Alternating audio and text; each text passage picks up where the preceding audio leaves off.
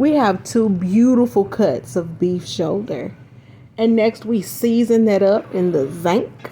And we lay that joker down on a hot pot to get this beautiful char on that steak. Next, we're going to cover with water. And we're going to add in the veggies that I toasted off camera, which is the tomatoes, that roasted onion. And I also roasted some garlic that I forgot to capture the footage of.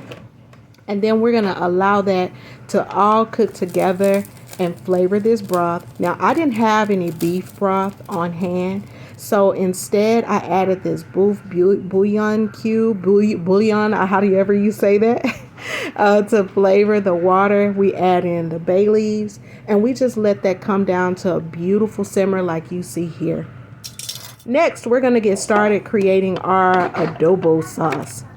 Now, we're going to take those veggies that cooked down and got flavored by that meat. We're going to add in our cooked down tomatoes.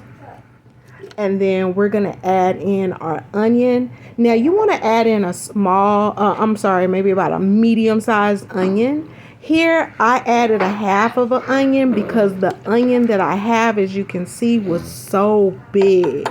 So that big boy was like the size, that half was like the size of a small onion. And then we're going to add in that garlic. As you can see, that char on it, it too got roasted off camera. And then we're going to add in our pepper blend that we had steeping in hot water. We're going to throw that right in on top. And we've also added in some of the pot liquor, some of the juice off of the meat as well. And we're going to bring that up to a beautiful blend. Now go back and add that right back into the pot on top of the meat. And then you're going to, it's kind of thick. I wanted mine thick, to be honest with you all. I wanted it to have some body like you see now. So you see that it's thick, but it's not too thick. That's exactly what I was trying to accomplish. And then I let that cook down a little bit more because I wanted the meat as tender as I could get it. And here is the finished product. You see how that meat is able to bend, so you know that it is tender. Now, to be honest, the meat didn't get as tender as I wanted it to be because my family was coming in for the evening and I didn't have time to let it cook down like it needed to be. As you can see here from the cutting process, you see the meat completely done, but it honestly is not as tender as I wanted it to be. Now we dip our corn tortillas.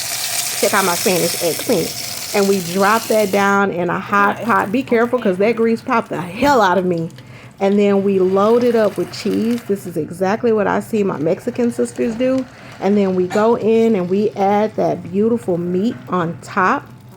And then we go in and we add a little bit of the sauce. The sauce was important because, as you're aware, my meat didn't get as tender as I wanted it to be. And then we drop down some fresh cilantro. And then we go back and we hit that joker with a little bit of fresh chopped onion. You know, you can add as little or as much as you would like to this. And then we flip that joker over and what you have is a birria taco. Now, as you all may know, I don't eat meat anymore, so I don't have any bite shots of it. But when I check in with my family, they absolutely loved this recipe.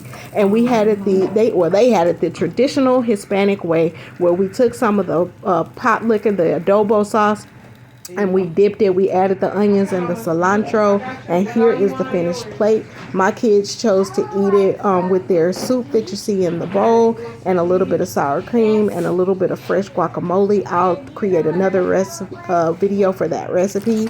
And then here is where I just dipped the tortilla and just added some cheese for the baby because he doesn't eat a lot of meat, and this was the perfect taco for him. So I hope you guys enjoy. Y'all drop down in the comments and let me know that if I did the birria tacos the right way. To all my Hispanic sisters that may be looking at this video, give your girl some pointers. How did I do? What we looking like? All right, I love y'all. Thank you very much for watching. Y'all try this recipe and I'll see y'all in the next video. Love y'all.